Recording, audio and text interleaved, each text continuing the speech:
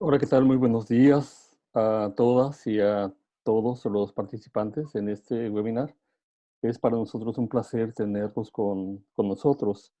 Mi nombre es Jorge Luis Sierra, soy el moderador de este panel.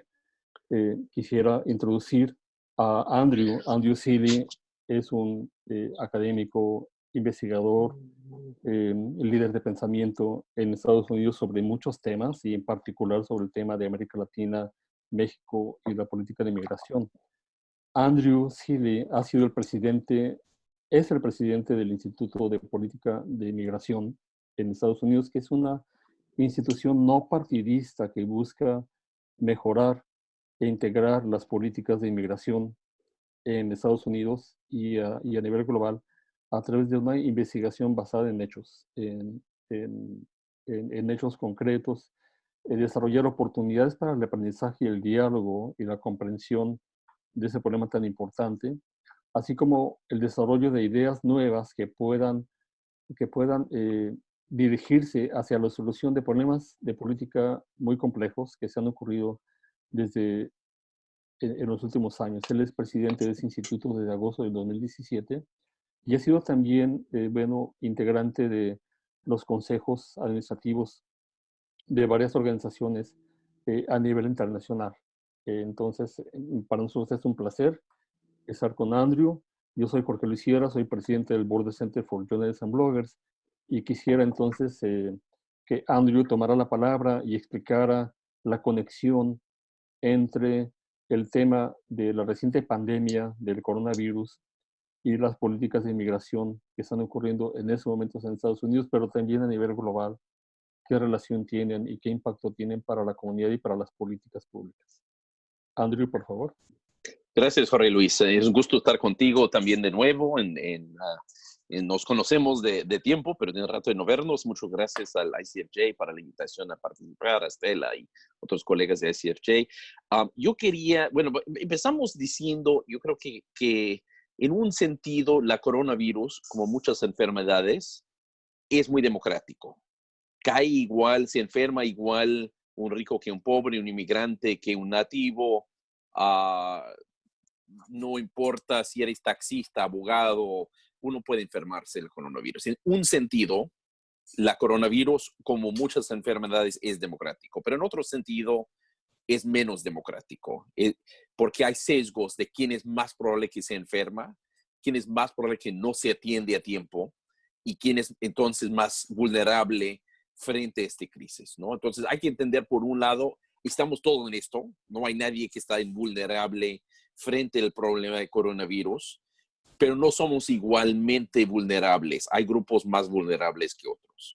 Y dentro de esos grupos vulnerables caen muchos de los migrantes, no todos, desde luego, porque los migrantes incluyen un gran panorama de diferentes experiencias. Hay migrantes profesionistas, hay migrantes muy asentados, pero ciertos migrantes sí son muy vulnerables dentro de la población, muy vulnerable en muchos de nuestros países.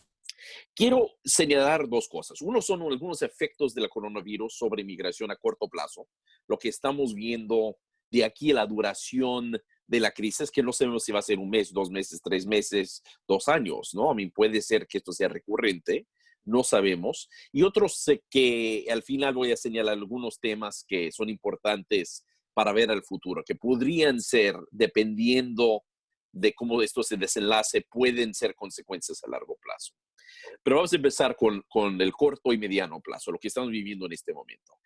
Empezamos con lo más obvio, ¿no? Es que estamos viendo por primera vez en la historia moderna reciente un cierre de fronteras como nunca antes, ¿no?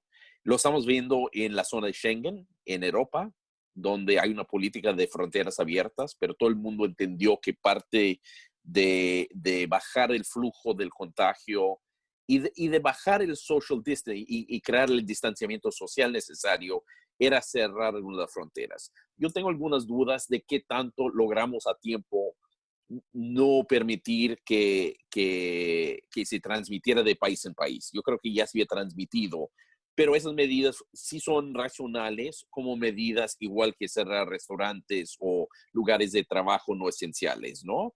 En el sentido de que en los cruces fronterizos se aglomeran personas, en los aviones es un contagio fértil, entonces sí tiene una lógica pensar en esas medidas, ¿no? No quizás para evitar otra vez, digo, no para evitar el contagio de país en país, quizás un poco, pero no es tan claro que eso funcionó, pero sí como medida dentro de otras medidas que estamos tomando en este momento, ¿no? Si alguien ha cruzado el puente de Simón Bolívar entre Venezuela y Colombia, o ha estado en el puente de San Isidro entre México y Estados Unidos, o puente de Windsor en Michigan y Ontario. A mí es muy visible el número de personas que conglomeran en un lugar. Son notables, si han estado en un avión, desde luego, ¿no? A mí, esos son, entonces sí es racional, pero nunca hemos visto en la historia moderna un cierre tan generalizada de fronteras, ¿no? Y medidas tomadas que muchas veces no sabíamos que existían para hacer esto, ¿no? Porque no era tan legal hacerlo en algunos casos con las medidas normales. Entonces han usado medidas, por ejemplo, de que tiene el CDC o tiene el Departamento del Tesoro en el caso de Estados Unidos para ciertas cosas. Tuvieron que buscar la artimaña para hacer esto. Y esto en muchos países, ¿no? Yo no digo que sea mal, tiene lógica, pero digamos, pero ojo, ¿no? Eso lo vamos a ver recurrir en el futuro, ahorita llegamos a eso, porque una vez que lo haces, te das cuenta que lo puedes hacer otra vez, ¿no? Entonces va a haber otras crisis que se va a recurrir a esos instrumentos, ¿no? Pero este caso tiene mucha lógica. Segundo, estamos viendo el cierre de cruces terrestres muy transitados, ¿no? Y Jorge Luis vive en la frontera entre Estados Unidos y México. Ahí hemos visto un cierre al tránsito no esencial. Hicieron muchas excepciones. Vamos a hablar más de eso si quieren. Seguro Jorge Luis también tiene sus opiniones, pero hicieron muchas excepciones para el empleo y la educación, pero obviamente hay mucho tránsito más informal que cruza entre México y Estados Unidos. No todo el mundo que va a trabajar de México a Estados Unidos o viceversa tiene su permiso para trabajar. Entonces, eso sí es un cierre notable. Se entiende, yo creo que era la medida correcta. Se negoció en el caso de México, Estados Unidos y Estados Unidos, Canadá. Es meritorio que se negoció, que esto no fue una medida unilateral, lo fue entre Estados Unidos y Europa, por ejemplo. Una medida de Estados Unidos rápido, sin consulta. Con México y con Canadá sí hubieron consultas, que es meritorio, pero obviamente esto tiene impactos enormes en las comunidades fronterizas, que podemos hablar más adelante si quieren, y en las economías y en las casas, en la vida de la gente. También entre Venezuela y Colombia, por ejemplo, o todas las fronteras de Brasil que se han cerrado, menos la de Uruguay, y la frontera entre Colombia y Ecuador y otras fronteras en Sudamérica también están cerrados. Obviamente eso es relativo porque las trochas, como le dicen en Colombia, los pasos irregulares son muy difíciles de cerrar en América Latina. Esas son fronteras, a diferencia de México, Estados Unidos, que ya cada vez más es difícil de cruzar. Es bastante fácil dar la vuelta a la seguridad fronteriza en gran parte de América Latina. Entonces, lo que va a pasar, obviamente, es la gente que necesita cruzar, desea cruzar, depende por su vida o quiere atenderse del otro lado de la frontera. Caso de muchos venezolanos en Colombia, por ejemplo, van a dar la vuelta a los puentes y van a ir por otros lados, ¿no? Igual Nicaragua, bueno, ahí llegamos a Nicaragua. Yo no digo que es incorrecto, otra vez, hay que cerrar un puente donde está cruzando miles y miles de personas en este momento de contagio, se entiende, pero hay que entender que hay consecuencia de esto, que es que los flujos irregulares probablemente aumenten también en estos momentos.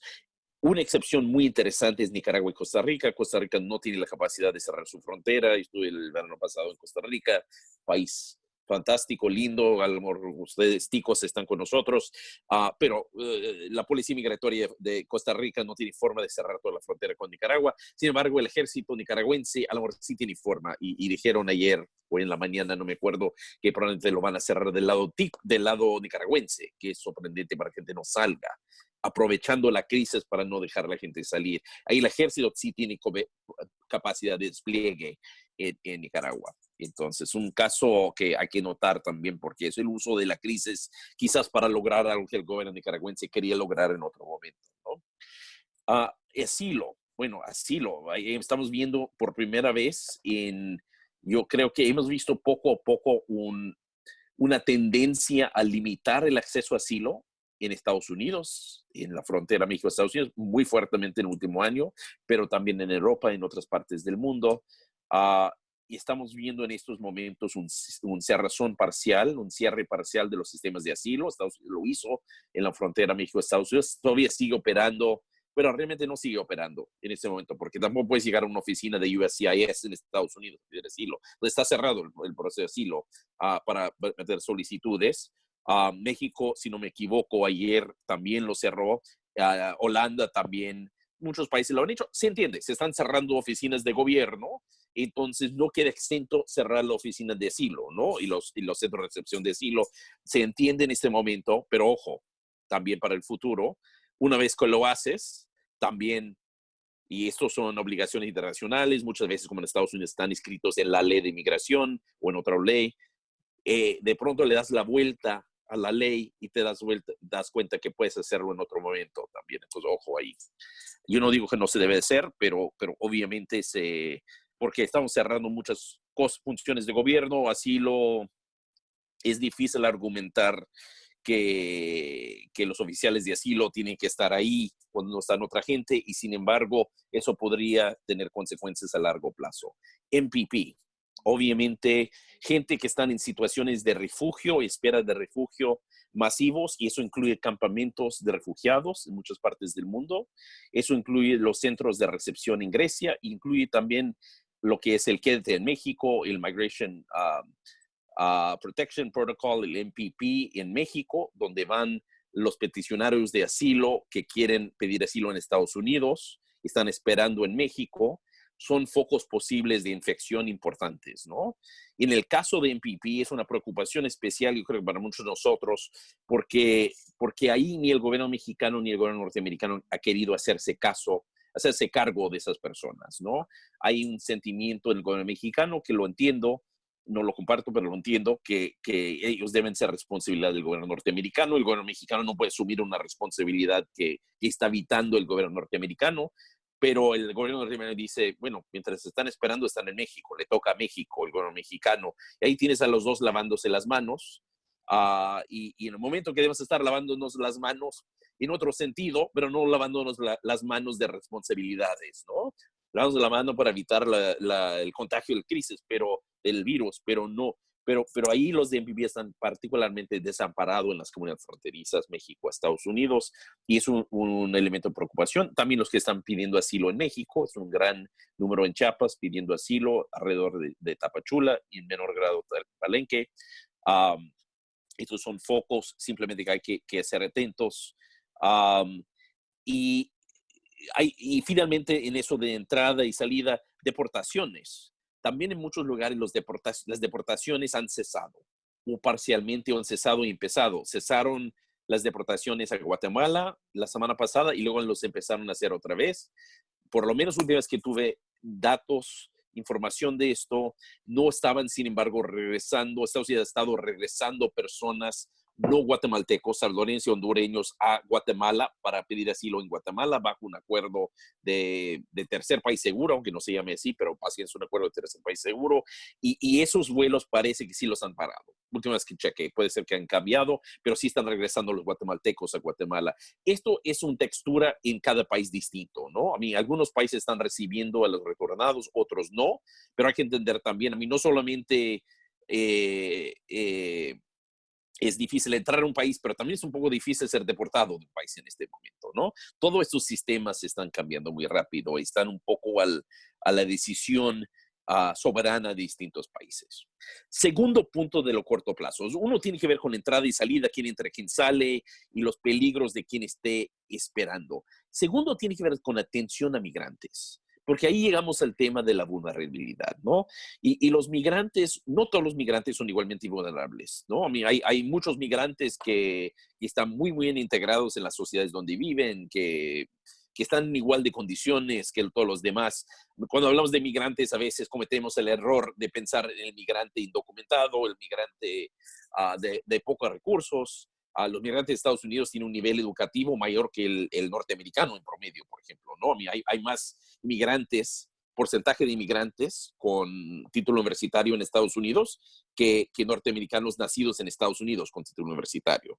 Entonces, el inmigrante es muchos tipos, ¿no? Y igual en todos nuestros países, ¿no? En cualquier país, inmigrantes, vamos en Costa Rica, el inmigrante puede ser nicaragüense que huyó de Ortega, pero también puede ser el gringo, el norteamericano que llegó a comprar una casa en la playa, ¿no? Entonces, o el alemán, ¿no? Hay una brecha enorme ahí. Pero hay sectores de inmigrantes muy vulnerables, sin duda, en este momento, ¿no? Algunos los hemos mencionado, los que están en campamentos de refugiados, los de MPP, los que están en situaciones interinos, ¿no? Pero también de los que viven en el país. Hay migrantes que son menos propensos a ser tratados cuando están enfermos, menos propensos a declararse la autoridad si creen que tienen el virus, no tienen seguro. Esto es el caso de muchos venezolanos. En este momento, si bien los países latinoamericanos han hecho mucho esfuerzo de extender estatus legal a muchos venezolanos que han llegado, sobre todo Colombia, Brasil, Perú, Ecuador, Argentina, Uruguay, menor medida Chile, Costa Rica, México. Hay muchos, ya la mayoría de venezolanos que han salido de su país a otros países de América Latina son indocumentados, más o menos un 60%. Eso es un tema enorme porque la gran mayoría no pueden ir fácilmente, dependiendo del país, pero en muchos países no pueden ir directamente a los centros de salud, ¿no? Son menos propensos a atenderse. Esto es un tema enorme para los gobiernos en Sudamérica, sobre todo en Colombia. Se ha puesto mucho énfasis en tratar de localizar y ver cómo acercarse con los venezolanos, pero eso va a ser un tema enorme, no solamente para los migrantes, pero para la transmisión de la coronavirus, ¿no? Esto es el momento donde vemos que hay un costo social de tener personas no afiliadas al sistema de salud, ¿no? Y no atender el sistema de salud a comunidades indocumentadas, ¿no? O comunidades recién llegadas. Hay países donde la gente regular, caso de Perú, por ejemplo, puedes tener un estatus regular como venezolano, pero en primer año no puedes ir al centro de salud, ¿no? A menos que cumple ciertos perfiles, ¿no? Entonces, Perú tiene otra generosidad en su legislación. Uno puede hacerse residente permanente después de un año, pero ese primer año es más raquítico, más difícil. En Estados Unidos estamos viendo un problema en especial por el tema del public charge, carga pública, que entró en vigor hace un mes, hace 2 meses ya, casi, mes y medio, de que muchos migrantes piensan que podría estar en su contra, ir a atenderse en un servicio público de salud. No es cierto en el caso de coronavirus, pero ese miedo está ahí. Y la idea de carga pública era meter ese miedo también, no para coronavirus, pero para que la gente no usara servicios del gobierno. Pero hay mucha gente que a lo mejor no se atiende a tiempo por ese temor que les va a afectar su posibilidad de cambiar su estatus legal en otro momento o solicitar a sus parientes. Vimos un paquete salir del Senado anoche, un paquete financiero. Podemos hablar un poco más de eso si quieren después, pero tiene muchas limitaciones en ese paquete de apoyo a los indocumentados. No es sorprendente. Yo creo que un paquete de ese tipo no es el momento para litigar política migratoria. Se entiende que no se pudo, pero al mismo tiempo deja una población vulnerable que puede ser transmisor porque no se puede atender, ¿no? Y sacar un poco de dinero para las clínicas públicas que sí pueden atender a los indocumentados, pero la gran parte del dinero tiene restricciones, ¿no? Frente a los indocumentados. Y finalmente, en Estados Unidos en particular, hay un problema notable, y esto en algunos otros países también, que simplemente están cerradas las oficinas de migración. La gente que tiene DACA, por ejemplo, que necesita renovar su permiso, la gente que tiene permisos temporales, incluyendo el NAFTA visa, el TN visa o tiene un H visa que necesita renovarlo, ahorita no hay forma de hacerlo. Y eso parece un tecnicismo, excepto alguien que tiene su DACA y no puede iba a renovarlo en este mes y no puede de pronto caer en la irregularidad, en la ilegalidad, ¿no? De estatus. Y es un problema enorme. Para terminar, voy a señalar tres cosas. Esas son cosas inmediatas. Ojalá pasen, ojalá eso no sea la conversación en 2 meses.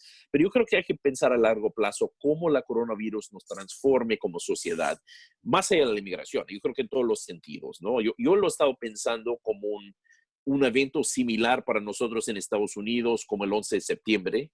Después del 11 de septiembre empezamos a ver todo por la óptica de la seguridad y la posibilidad de un ataque terrorista. Yo creo que la óptica de pandemias y la invasión de virus y bacterias y contagios va a ser parte del debate de política pública hacia adelante, no solo en Estados Unidos, sino en el mundo. Un colega mío me dijo ayer, bueno, nos dijo a todos ayer, oye, eso puede ser más como la Primera o Segunda Guerra Mundial. Es posible, creo que no estamos ahí todavía, pero es posible si esto dura, si no se resuelve en un par de meses, si es recurrente, obviamente puede tener un impacto aún mayor que el 11 de septiembre, pero no estamos ahí todavía. En cuanto a migración, hay que pensar en tres cosas, por lo menos. Uno es cómo nos afecta la movilidad del futuro. Una vez que has cerrado tu sistema de asilo o has cerrado el tráfico en en el puente entre México y Estados Unidos, por alguna razón, se vuelve mucho, o es cerrado el paso entre dos países de Schengen, de pronto se vuelve mucho más posible hacerlo de nuevo. Los gobiernos aprendieron trucos para hacer esto y se van a utilizar en otros momentos, con contagios menores, a lo mejor para bien y a lo mejor para mal. Yo no digo que esto está mal, yo creo que se tenía que hacer, pero se puede usar bien y se puede usar mal. Simplemente lo pongo ahí. Una vez aprendido que puedes cerrar tu sistema de asilo y no pasa nada, se vuelve posible declarar otras crisis que sean reales o no, ¿no? Dos, entonces yo creo que vamos a ver más medidas que limitan la movilidad, la migración y la protección internacional, porque por buenos motivos, similares motivos, si hay otras crisis de esta naturaleza, pero quizás también por conveniencia de gobiernos, por razones quizás menos genuinas y menos nobles. Dos, yo creo que vienen impactos en la economía, desde luego. Esto va a ser un golpe enorme a Estados Unidos, pero va a ser un golpe mayor en los países menos desarrollados, muchos de ellos en América Latina, el Caribe. Yo creo que aún con paquetes y aún con medidas, yo creo que Estados Unidos podrá sobrevivir esto, pero sí va a haber gente que pierde su trabajo y no regresa a tenerlo, que pierde sus negocios, que pierde su capacidad de autoempleo. Y obviamente los más vulnerables son los que van a perder más y más rápido en esto y va a tener menos resiliencia. Y eso incluye mucho a los migrantes más recién llegados y con menos estatus legal, ¿no? En el sistema. Y digo menos estatus. Los que no tienen estatus es peor, los que indocumentados, los que tienen estatus temporales, los que tienen permanencia y los que tienen ciudadanía, les va a golpear en diferentes medidas, ¿no? Y eso en todos los países. Eso en un país como Colombia, donde los venezolanos han sido bastante bien recibidos y han encontrado trabajo en el mercado informal, pero de pronto el mercado informal también se contrae, ¿no? Se hace menos, la competencia se hace más real en Costa Rica con los nicaragüenses, en Perú con los venezolanos, ¿no? En todo lado de México con los centroamericanos, los haitianos y otros. Y puede haber algunos cambios a largo plazo en la economía, ¿no? Y la tendencia ha sido la mecanización de muchos trabajos rutinarios. Esta crisis probablemente acentúa ese proceso. Yo no digo que va a haber menos trabajos, lo que hemos estado viendo es una bifurcación del trabajo, donde hay trabajos en el mundo de innovación, trabajos profesionales que se necesitan de universitario o maestría y más, y que cada vez ganan más y se benefician en una economía de innovación, y trabajos rutinarios que cada vez más son menos pagados. No desaparecen, pero se van ampliando para servir a los otros que ganan más. Y finalmente, último punto, y ahí termino. Yo creo que esto va a ser un parteaguas en cómo vemos la globalización. Puede ser que con esta crisis aprendemos que nos dependemos uno del otro, que esto sea un momento de reafirmar la globalización, la comunidad global, necesidad de cooperación internacional. Y puede ser que sea un momento en que profundice las sospechas frente a la globalización que ya existen en muchas partes de nuestras poblaciones. Eso es un virus que viene de afuera para casi todos, A menos que vives en Wuhan, yo sí he ido a Wuhan, por cierto, pero a menos que vives en Wuhan, esto vino de fuera, ¿no? Si estás en otra parte de China, también puedes culpar a la gente de Wuhan, ¿no? Puedes culpar a la gente de China si estás fuera, puedes culpar, si vives en México y te llegó de Estados Unidos, de la gente que fue a Las Vegas, llegaron a México y te lo trajeron, puedes culpar a Estados Unidos. Todos podemos culpar a alguien. Si eres colombiano y le culpas a Venezuela, que tiene una crisis más grande, esto puede acentuar las sospechas, la falta de confianza, desconfianzas que ya existen. Hemos visto algunos ataques verbales y demás frente a personas de ascendencia asiática en Estados Unidos. No a nivel mayor en Estados Unidos, pero sí es más que anecdótica en este momento. Y yo creo que lo vamos a ver acentuando las sospechas frente a los venezolanos en algunas partes de América Latina, quizás los nicaragüenses en Costa Rica, no sé, los centroamericanos en México. Puede ser que eso nos lleve adelante hacia más solidaridad internacional, pero también puede ser que acentúe algunas divisiones que nos dividan y que nos separen, y hay que estar atentos, y mucho tiene que ver con el liderazgo que tienen los líderes de nuestros países, las voces de la sociedad civil, los líderes empresariales, los pensadores, los periodistas. Mucho también tiene que ver con la gente común y corriente en sus comunidades, cómo lo interpretamos nosotros y qué hacemos en estos momentos de crisis. Y muchas gracias.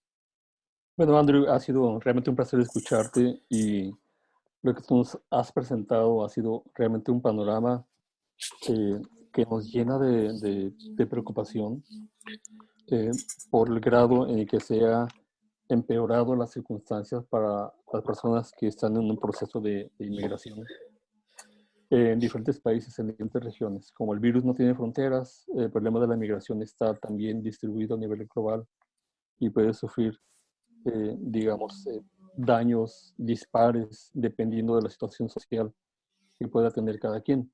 Quisiera simplemente anunciar que Fabiola Torres, que es directora de Salud con Lupa, está recogiendo las preguntas en Facebook, las preguntas que pueden ustedes hacer aquí en este mismo chat. Hay una herramienta que está disponible para ustedes para que puedan formular preguntas, son más que bienvenidas.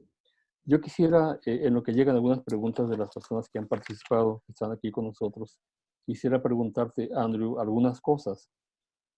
Tú mencionaste el caso de, digamos, una similitud entre lo que está pasando con esta pandemia y el 11 de septiembre, que fue un parteaguas histórico en Estados Unidos y a nivel global.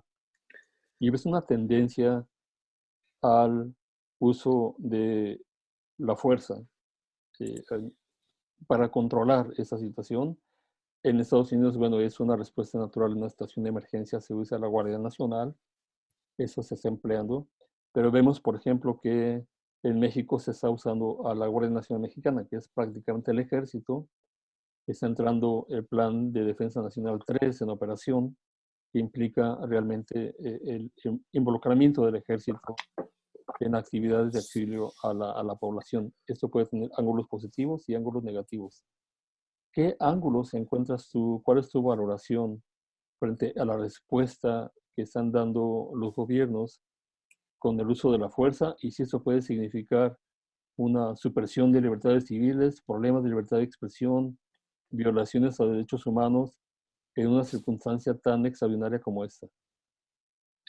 Mira, Jorge Luis, tú conoces el tema más que yo. Yo creo que es mira, es difícil criticarlo porque en este momento se necesitan echar mano de todos y en nuestros países los ejércitos tienden a tener capacidad de movilizarse rápido y de hacer cosas logísticas que no pueden ser otras agencias, ¿no?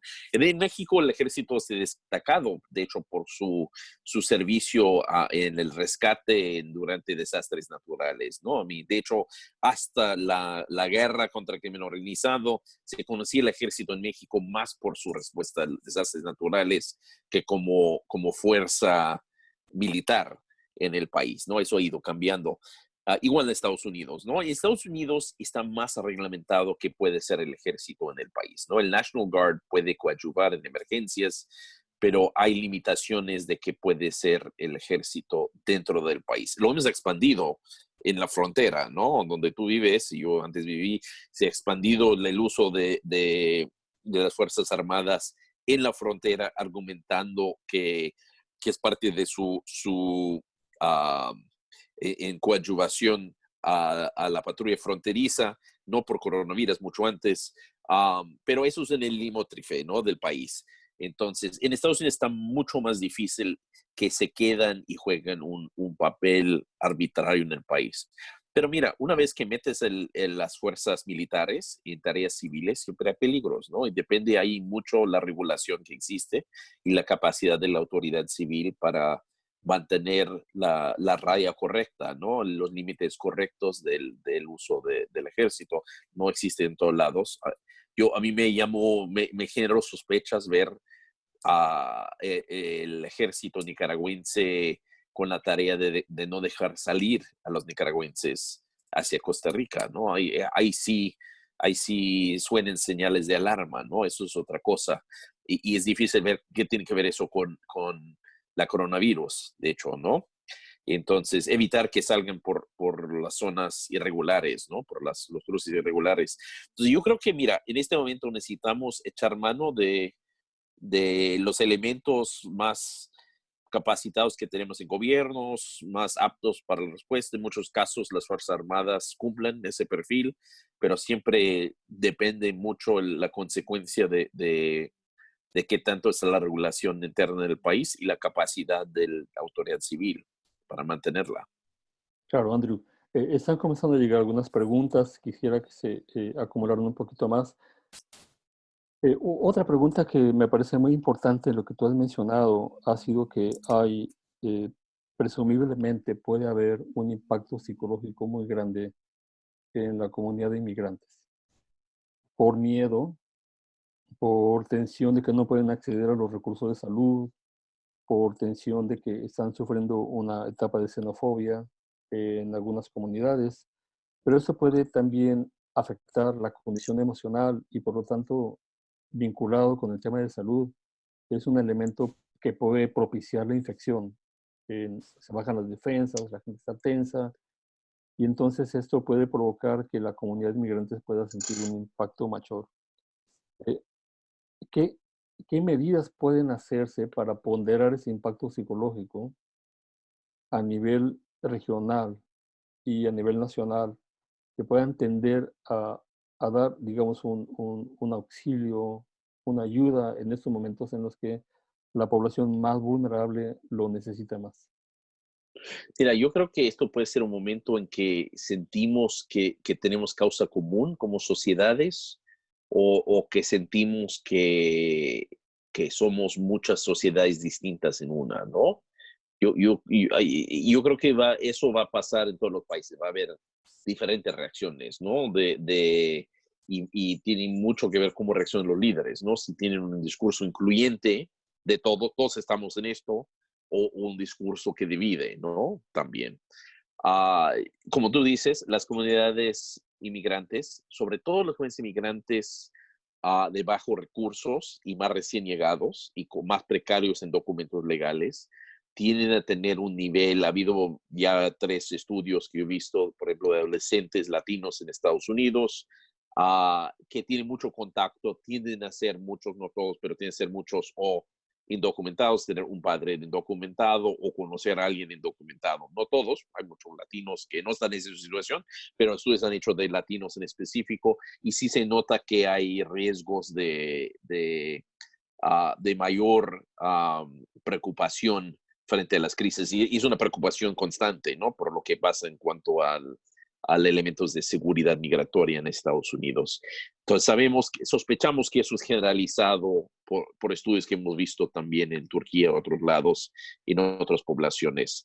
2, mucha gente que está en poblaciones migrantes sin documentos o recién llegados o de bajos recursos, no necesariamente se atiende regularmente el sistema de salud porque no tiene acceso al sistema de salud. Es costoso ir al sistema de salud, ¿no? Tienes que ir, o cuesta tiempo o cuesta dinero, ¿no? O vas a un servicio público donde esperas mucho y a lo mejor no te pueden atender en la especialidad que necesitas o pagas, ¿no? Entonces son costos que mucha gente no puede asumir, no siempre se atienden a tiempo. Y luego tienes el momento, la actualidad, ¿no? Que es la situación específica donde alguien que tiene fiebre y tos, igual dice, bueno, yo no estoy en la población hasta que ya no puedo respirar, yo me quedo en casa, porque el costo de ir a urgencias es que descubren que soy indocumentado, que no tengo seguro, que etcétera, etcétera, ¿no? Y esto en Estados Unidos, pero igual es para un venezolano en muchos de los países, o otro migrante que es de un centroamericano, otro que se ha mudado de su país, ¿no? Entonces yo creo que sí son población en riesgo y obviamente conviene a los gobiernos y conviene a las sociedades que esa gente se siente en libertad de salir de la sombra en estos momentos y atenderse. Eso no solamente para ellos, pero para todos nosotros. Claro, Andrew, hay algunas preguntas ya del público, de los participantes, las participantes. Una de ellas es, se habló de una tarjeta sanitaria única para la comunidad andina cuando se empezó a ver la migración venezolana y el rebrote de enfermedades como el sarampión. ¿Se puede pensar en una tarjeta sanitaria única en estos momentos? ¿O qué problemas podría traer esto? No, es una gran idea. Hay una tarjeta de vacuna unitaria que está ah, haciéndose en la región andina. De hecho, si a alguien le interesa, el próximo jueves en Migration Policy Institute vamos a dar un webinar con el doctor Iván González, entre otros, que era el ministro interino de salud en Colombia, el viceministro anteriormente, que estuvo a cargo de eso, de ese proyecto y seguramente va a hablar de la tarjeta única de vacuna. Es una muy buena idea, es muy difícil en la práctica echarlo a andar, ha sido muy difícil echarlo a andar en la región andina con una población específica que son venezolanos, que están transitando básicamente Colombia, Ecuador, Perú, Chile, y un poco Brasil, Argentina, Uruguay. Entonces, es muy difícil, es muy buena idea, pero la coordinación creo que es difícil en este momento. Pero quizás salen ideas inspiradas de este crisis también, ¿no? Mire, como es una crisis global que nos pega a todos, a mí igual y la gente, yo creo que es una de las posibilidades que nos cerramos, ¿no? Que estamos en contra de la globalización y del otro, pero otra posibilidad es que salen muchas ideas creativas de cómo empezamos a integrarnos en el tema de salud, porque no tienen las mismas fronteras que tienen los pasaportes. Entonces, buena idea. Claro. Andrew, tú mencionaste hace un momento el tema de los emigrantes venezolanos, obviamente un éxodo que se ha producido por las situaciones que está viviendo el país y se ha ido hacia diferentes países. Nos preguntan desde Colombia, ¿cómo puedes ver el panorama colombiano frente a una migración que viene desde Venezuela? Y en esas circunstancias, si Colombia puede hacerlo con o sin ayuda de la comunidad internacional, que de por sí es muy poca, señala la persona que está planteando esta pregunta, y que posiblemente pueda ocurrir un ingreso mayor de venezolanos a Colombia. Eh, ¿Qué puede ocurrir en esa circunstancia? ¿Cómo se puede transformar la vida interna de un país como Colombia en ese problema? Colombia es un país que merece en estos momentos recibir un apoyo especial internacional de la comunidad internacional porque va a estar al frente de un flujo mayor de venezolanos, sospechamos, ¿no? Si bien se cerraron los puentes de cruce de los dos lados, el gobierno venezolano primero los cerró y luego el gobierno colombiano, la verdad es que es muy fácil entrar a Colombia por las trochas, por las vías irregulares, y son 2.200 kilómetros, ahí muy, muy fácil, ¿no? Usted lo conoce. De, y yo creo que el gran temor ahorita va a seguir entrando gente como estaban entrando antes, algunas personas entrando, ha bajado un poco el flujo venezolano, ah, pero el gran temor obviamente es que hay una epidemia brutal en Venezuela por el colapso del sistema de salud dentro de Venezuela, ¿no? Eso es el escenario de pesadilla, ¿no? Que puede darse y que el sistema venezolano no puede hacerse frente y entonces hay un mayor número de venezolanos que salen hacia Colombia para atenderse del lado colombiano, ¿no? Y eso tiene dos consecuencias, ¿no? Uno es para la salud pública. Parece que se interrumpe un poco, pero Andrew, adelante. Sí, ya de regreso aquí. ahí sí está el peligro para la salud pública. Hay que entender esa gente rápido en la frontera, hay que tener un plan de contingencia para atender toda esta gente en la frontera antes de que llegan dentro de Colombia. Hay que admitirlos a Colombia, pero atenderlos rápido y aislarlos si están con posibilidades de contagio. Y eso sí requiere de apoyo internacional, porque si no, esto puede llegar a ser una cosa mayor. Y dos, genera el peligro que la sociedad colombiana, que ha sido bastante generosa, bastante de una acogida positiva hacia los venezolanos, se turnara cada vez más contra los migrantes. Y ahorita Colombia de veras es un ejemplo al mundo. Yo sé que hay mucho escepticismo en Colombia hacia los venezolanos y todo eso, pero incidentes xenófobos se han visto pocos todavía. En general, la sociedad colombiana ha sido muy generosa frente a los venezolanos y eso sí puede perderse con una crisis de esta naturaleza. Claro, Andrew. Hay otra pregunta aquí, me gustaría formulártela y después yo tendría una pregunta para ti.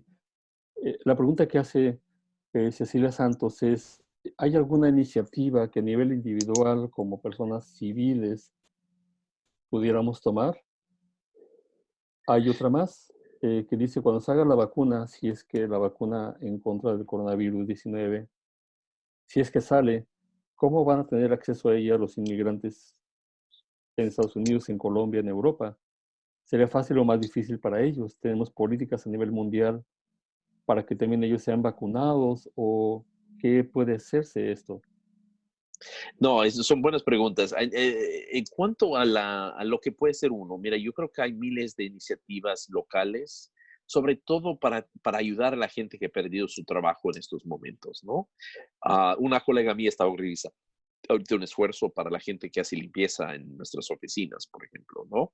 Que son mayormente inmigrantes que están quedando sin trabajo en estos momentos.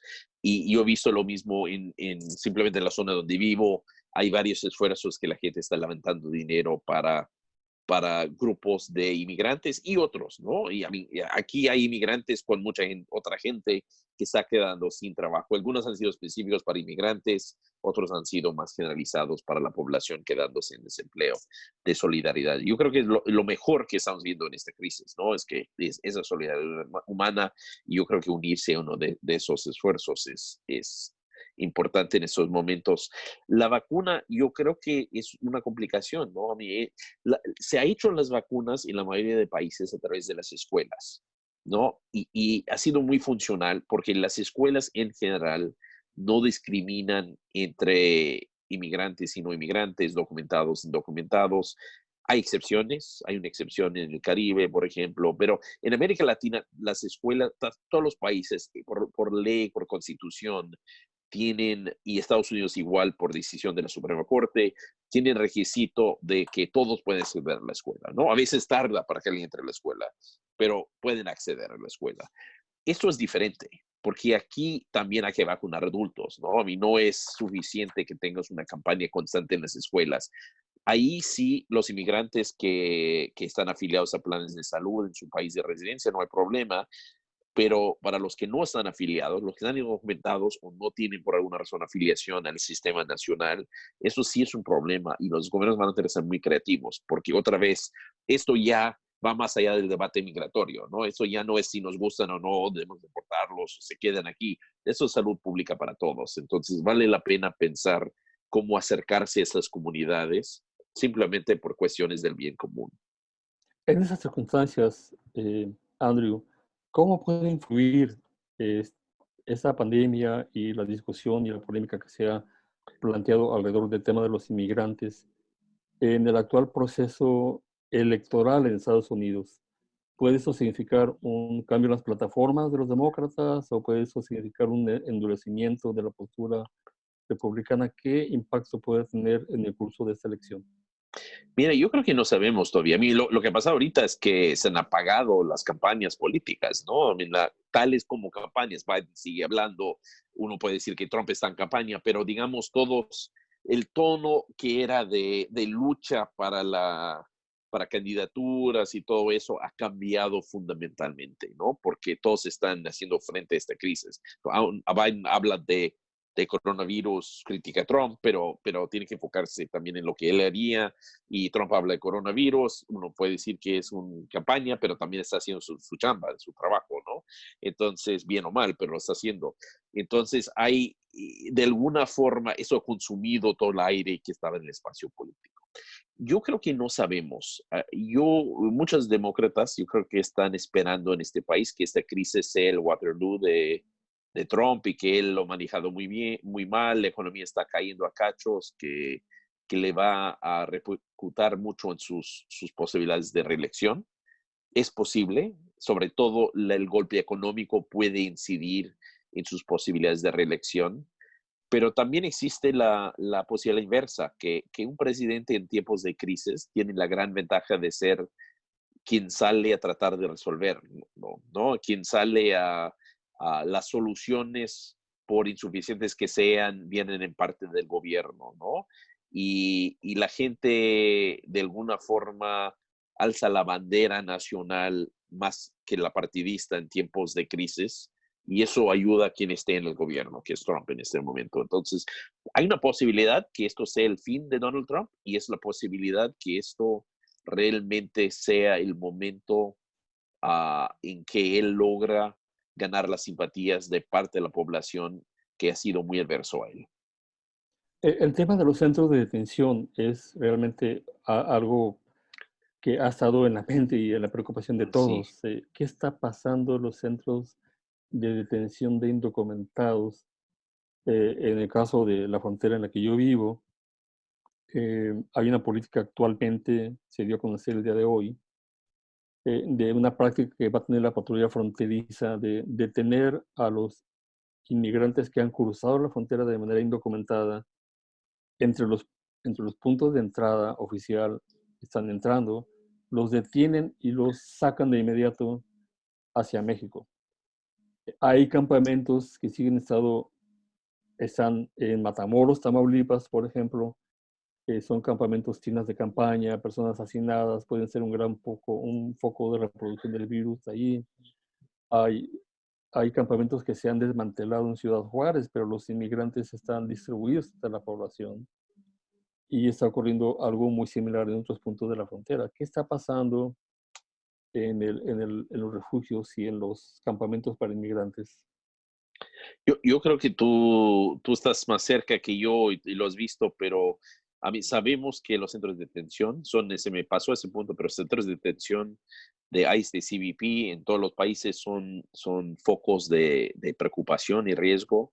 En Inglaterra se tomó la decisión en Reino Unido de permitir que los detenidos por cuestiones migratorias que no eran un peligro al país salieran durante esta crisis. No se ha tomado esa decisión en Estados Unidos.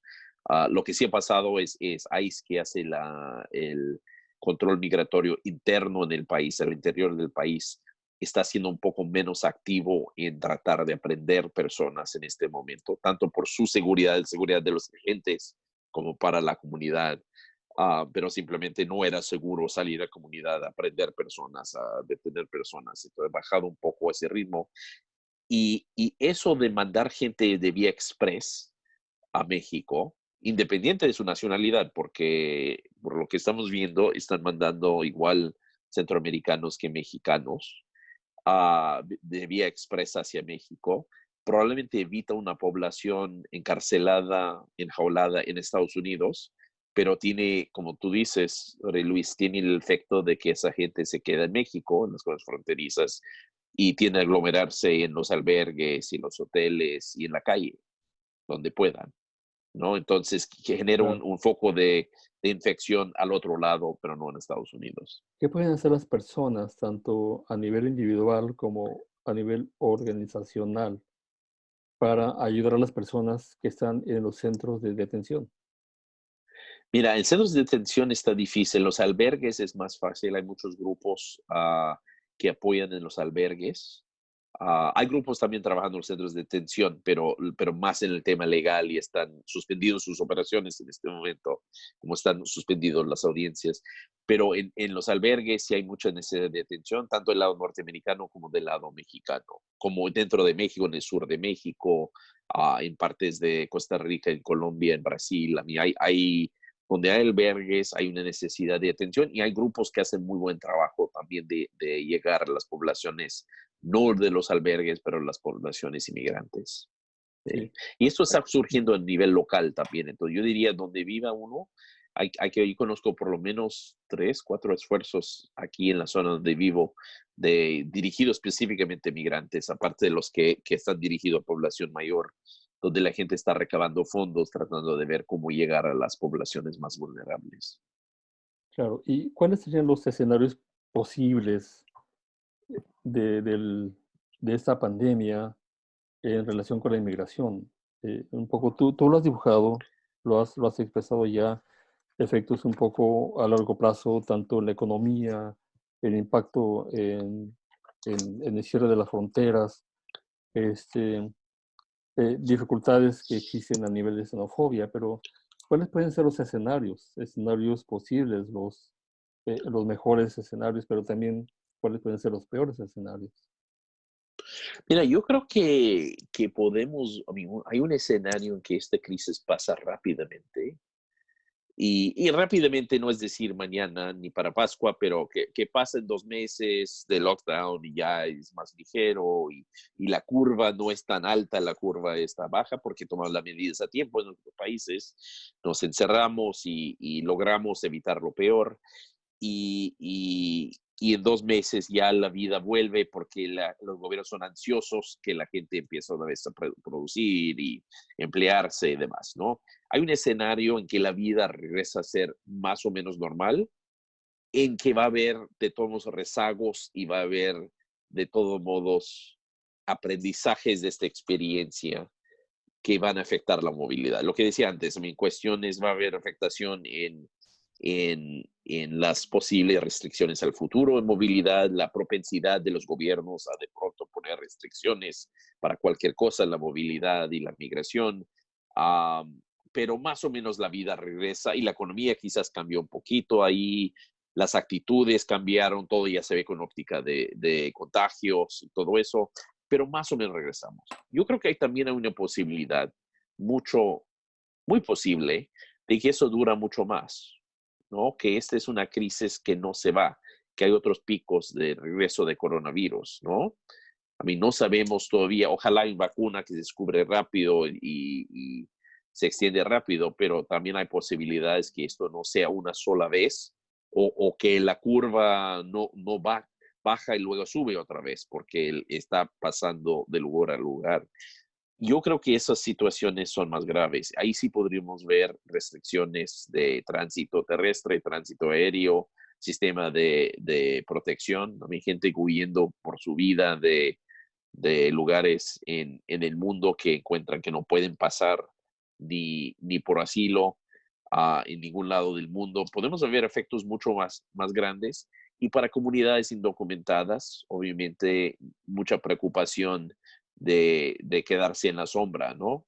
Porque, ¿no? Y afectación muy grande a las comunidades más vulnerables en cuanto al empleo. Y esto puede ser, ahorita estamos hablando de un golpe económico a corto plazo, muy profundo, pero a corto plazo, ¿no? Con la posibilidad de que regresamos a la vida activa pronto.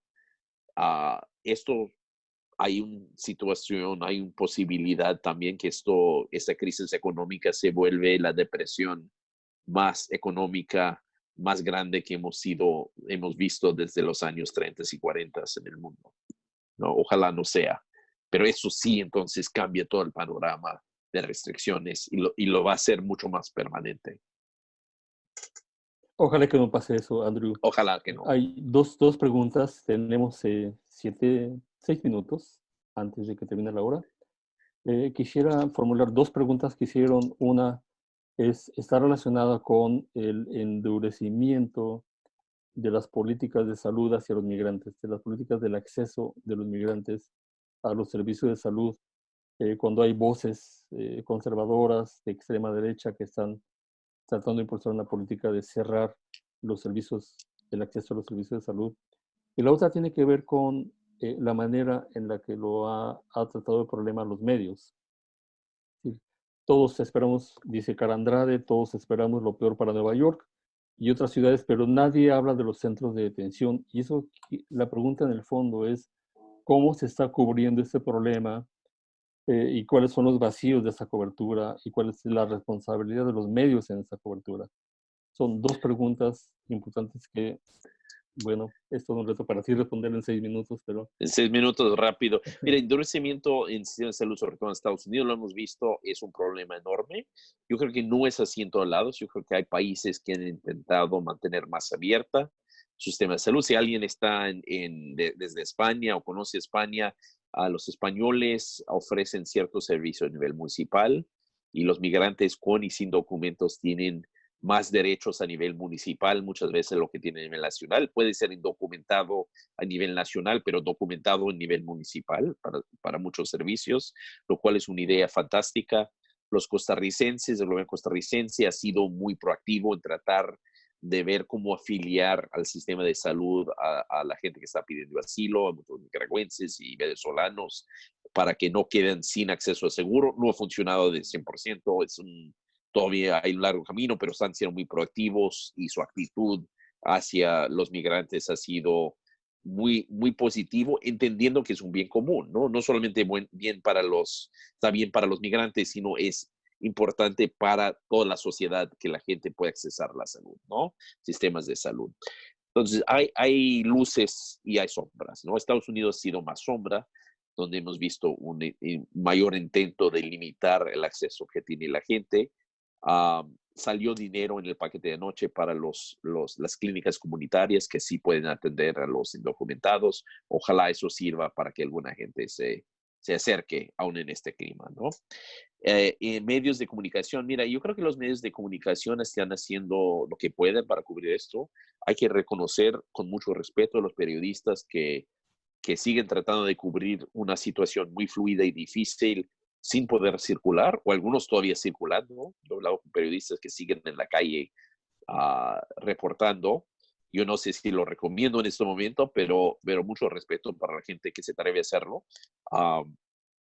Y mira, yo creo que necesitamos saber todas las facetas, qué está pasando en las cárceles, qué está pasando en centros de detención, qué está pasando con la gente en MPP, qué está pasando en las comunidades venezolanos en Colombia, en Ecuador, en Perú, en Chile, en Brasil, en Argentina, qué está pasando con los haitianos en Tijuana y en Ciudad de México, en Tapachula, qué está pasando con los africanos a lo largo del camino desde Brasil y Ecuador hacia México, Estados Unidos. Esto es una experiencia que estamos viviendo todos y al mismo tiempo no lo estamos viviendo igual todos. Entonces, el papel de los periodistas, yo creo que es en parte enseñarnos cómo estamos viviendo esto de diferentes formas, porque también nos da la pauta para atender los problemas diferenciados que surgen como resultado de la epidemia, ¿no? Los periodistas son los ojos y oídos para el resto de nosotros para saber cómo es de textura, cómo está esto afectando al mundo, y entonces ya genera la posibilidad de que otros entran y buscan soluciones, porque si no, la gente más vulnerable pasa desapercibida en esto. Muchas gracias, Andrew. Ha sido un placer Es estar horrible. con Andrew Seeley, presidente del Instituto de Políticas de Inmigración en Estados Unidos. Muchas gracias al Centro de Periodismo Internacional que ha hecho posible este webinar. Muchas gracias a Salud con Lupa, que ha moderado las preguntas. Les recordamos que ICFJ y el Centro Internacional para Periodistas tiene muchos recursos en su sitio ijnet.org, que es un sitio que está virtiendo constantemente muchos recursos para periodistas. ICFJ ha creado un grupo en Facebook, que eso se está transmitiendo en Facebook para digamos, el grupo, la comunidad de periodistas que han estado cubriendo el tema del coronavirus y las pandemias. Y yo les mando un saludo de parte de todos los miembros de la comunidad de la frontera agrupados en el Border Hub con nosotros en el Border Center, porque ha sido un momento de muchos retos en materia de inmigración, en materia de salud para todas las comunidades. Muchas gracias a todos ustedes por participar en este webinar. Gracias a ustedes. Gracias, Jorge Luis. Hasta luego.